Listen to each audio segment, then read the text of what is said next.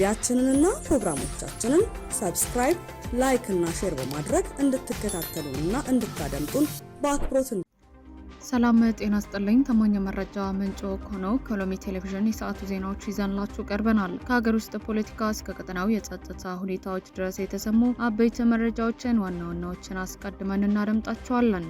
ሎሚ የነገ ብሩህ ተስፋ ጽኑ መሰረት። በሶማሊያ የኢትዮጵያ አምባሳደር መንግስት ከህወሓት ጋር ምንም አይነት ድርድር እንዳያደርግ ጥሪ አቀረቡም። ተወልደ ገብረ ማርያም የሚመሩት ኤር ኢንዲያ በአብራሪዎች ላይ አስቸኳይ የአደንዛዥ እጽ ምርመራን ሊያካሂድ ነው። የሳዑዲ አረቢያ የመከላከያ ሚኒስቴር የ15 ሀገራት ዓለም አቀፍ የባህር ላይ መከላከያ ጥምረት መመስረቱን ይፋ አደረገም። ለአሁን ያዝናቸው አርዕስተ ዜናዎቹ በከፊሉ እነዚሁ ነበሩ። አሁን ደግሞ የክስተቶቹን ዝርዝር መረጃ ምክንያቶችና ተያያዥ ትንታኔዎችን ሰፋ አድርገን ወደምናይበት ወደ ዝርዝር ዜናዎቻችን እንሻገራለን። አብራችሁን ቆዩም። በሶማሊያ የኢትዮጵያ አምባሳደር መንግስት ከህወሓት ጋር ምንም አይነት ድርድር እንዳያደርግ ጥሪ አቀረቡም። በሶማሊያ የኢትዮጵያ አምባሳደር ሱሌማን ደደፎ በቅርቡ በኤክስ ገጻቸው ባሰፈሩት መልእክት የፌዴራል መንግስቱ ከህወሓት ጋር ምንም አይነት አዲስ የድርድር ሂደት ውስጥ መግባት የለበትም ሲሉ አሳስቡም። አምባሳደሩ ባሰፈሩት ጽሁፍ ህወሓት በወታደራዊና ፖለቲካዊ ጫና ውስጥ የሚወድቅበት ወቅት በድርድር ስም ጊዜ መግዛት፣ ዳግም ለግጭት መዘጋጀት ልምድ እንዳለው በመጥቀስ ቡድንን በትኖ መሪዎችን ለህግ ማቅረብ ብቸኛው አማራጭ መሆኑን ገልጿል። አክለውም የትግራይ ህዝብ ላለፉት 5 አስርት ዓመታት ከነበረው የፖለቲካ ጫና ነጻ ወጥቶ በሰላም የመኖርና የማልማት መብቱን ሊረጋገጥ እንደሚገባ አመልክቷል። በሌላ በኩል የቀጠናውና የዓለም አቀፍ ዲፕሎማሲ የሚጠቁሙ በትግራይ ዘላቂ ሰላምን ማስፈንና የቀጠናው ጂኦፖለቲካው መረጋጋት ለመጠበቅ የፕሪቶሪያዊ ሰላም ስምምነት ሙሉ በሙሉ መተግበርና ፖለቲካዊ ውይይቶችን ማስቀጠል ወሳኝ እንደሆነ ይከራከራሉ። የሰላም ሂደቱ አካታች እንዲሆንና በክልሉ የሚገኘው ህዝብ ማህበራዊና ኢኮኖሚያዊ እንግልት ለማስቆም የሚደረጉ የፖለቲካ ውጥረቶች መቀጠል እንዳለባቸውም ያሳስባሉ።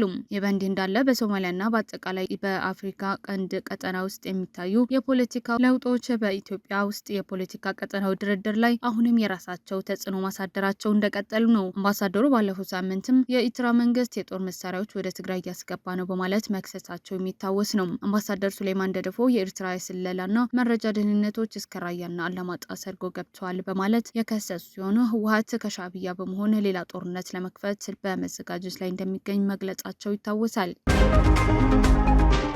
አቶ ተወልደ ገብረ ማርያም የሚመሩት ኤር ኢንዲያ በአብራሪዎች ላይ አስቸኳይ የአደንዛዥ እጽ ምርመራ ሊያካሂድ ነው። የቀድሞ የኢትዮጵያ አየር መንገድ ዋና ስራ አስፈጻሚ አቶ ተወልደ ገብረ ማርያምን በዋና ስራ አስፈጻሚነት በቅርቡ የሾሙት የህንዱ አየር መንገድ አብራሪዎቹ በሙሉ የተከለከሉ እጾችን መውሰድ አለመውሰዳቸውን በአስቸኳይ ሊመረመር መሆኑን አስታወቀም። አየር መንገዱ ይህንን ውሳኔ ያስተላለፈው ባለፈው ሳምንት ከታይላንድ ፑኬት ተነስተው ወደ ዴልሂ ይበር የነበረው ኤርባስ አውሮፕላን ሐምሌ 28 2018 ዓ.ም ለበረራ በተነሳ በጥቂት ደቂቃዎች ውስጥ በድንገት ከፍታው በ91 ሜትር በመቀነሱ ምክንያት 17 መንገደኞችና የበረራ አባላት ጉዳት ከደረሰባቸው ክስተት በኋላ ነው። ክስተቱን ተከትሎ ባወጣው ቅድመ ምርመራ ሪፖርት መሰረት ዋና አብራሪው የአደንዛዥ እጽ ምርመራ ዳግም እንዲያደርግ የተጠየቀ ሲሆን የተለያዩ የመገናኛ ብዙኃንም አብራሪው ማሪዋና መውሰድን የሚያሳይ ውጤት መገኘቱን ዘግቧል። አደጋውን ተከትሎ ሁለቱም የአውሮፕላን አብራሪዎች ምርመራው እስኪጠናቀቅ ድረስ ከስራ እየታገዱ ሲሆን የህንድ ባለስልጣናት ከኤርባስና ከፈረንሳይ አየር ደህንነት ኤጀንሲ ጋር በመሆን ጉዳዩን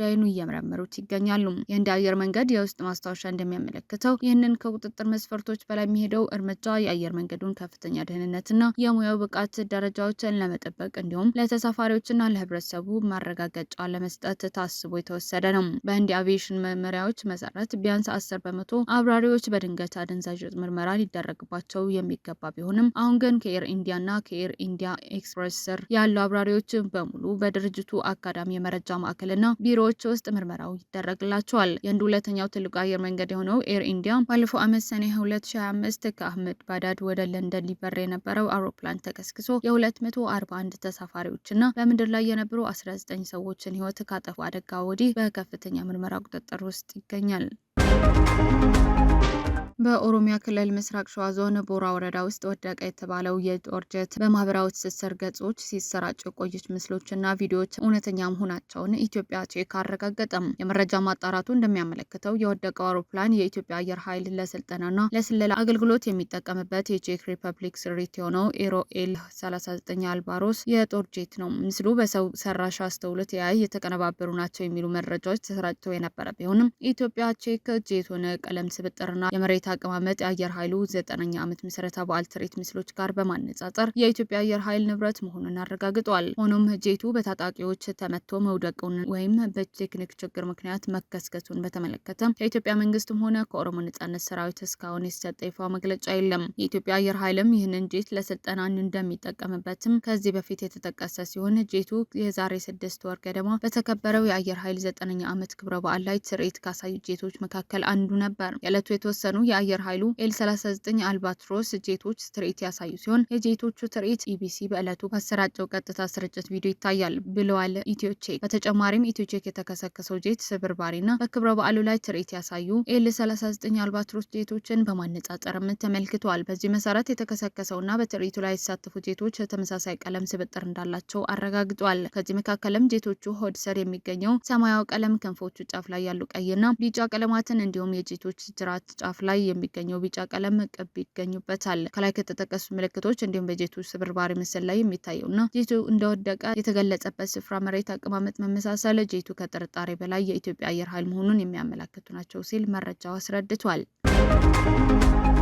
የፈጣን ድጋፍ ኃይልና አጋሮቹ ከኢትዮጵያ ጋር የሚዋሰነው ብሉ ናይል ግዛት ውስጥ የምትገኘውና ስትራቴጂካዊ ጠቀሜታ ያላትን አልኩምሩክ ከተማ መቆጣጠራቸውን ይፋ አደረጉም። የወታደራዊና የመንግስት ምንጮች ዋቢ በማድረግ አልጀዚራና ዘናሽናል እንደዘገቡት የሱዳን መከላከያ ሰራዊት አባላት ከከተማዋ በመውጣታቸው የአርኤስኤፍና የሱዳን ህዝቦች ነጻነት ንቅናቄ ሰሜን ተዋጊዎችን ወደ አልኩምሩክ ገብቷል። ታጣቂ ቡድን ባወጣው መግለጫ በሰራዊት ላይ ከፍተኛ ጉዳት ማድረሱንና በርካታ የጦር መሳሪያዎችን መማረኩን የገለጸ ሲሆን ከተማዋን ሙሉ በሙሉ በቁጥጥር ስር መዋሉን አስታውቋል። ይህንን ክስተት ቡድኑ በሳምንት ውስጥ በብሉ ናይል ግዛት በቁጥጥር ስር ያዋለው ሁለተኛ ቦታ ያደርገዋል። የአልኩምሩክ ከተማ በሱዳን ብሉ ናይል ክልል በኢትዮጵያ ድንበርና በደቡብ ሱዳን አቅራቢያ የሚገኝ ዋና ድንበር ተሻጋሪ መስመር በመሆኑ ለአካባቢው ቀጠና ሁኔታ ከፍተኛ ትርጉም አለው። በተጨማሪም ከተማዋ ለሱዳን ዋና ኤሌክትሪክ ኃይል ምንጭ ከሆነው የሩሴርስ ግድብ በ160 ኪሎ ሜትር ርቀት ላይ ትገኛለች። የሱዳን መንግስት የአርኤስኤፍ እና ከኢትዮጵያ ግዛቶች ተነስቶ ጥቃት ይሰነዝራል ሲል በድጋሚ ሲከስ የቆየ ቢሆንም የኢትዮጵያ መንግስት በበኩሉ የቀረበለትን ክስ አጥብቆ ውድቅ አድርጎታል። በጎርጎሮሳውያኑ ሚያዝያ 2023 የተቀሰቀሰው የሱዳን ጦር በ10 ሺዎች የሚቆጠሩ ዜጎችን ህይወት የቀጠፈ ሲሆን ከ14 ሚሊዮን በላይ የሚሆኑ ሰዎችን ደግሞ ከቀያቸው ያፈናቀለ አደገኛ ሰብአዊ ውድቀት ፈጥሯል።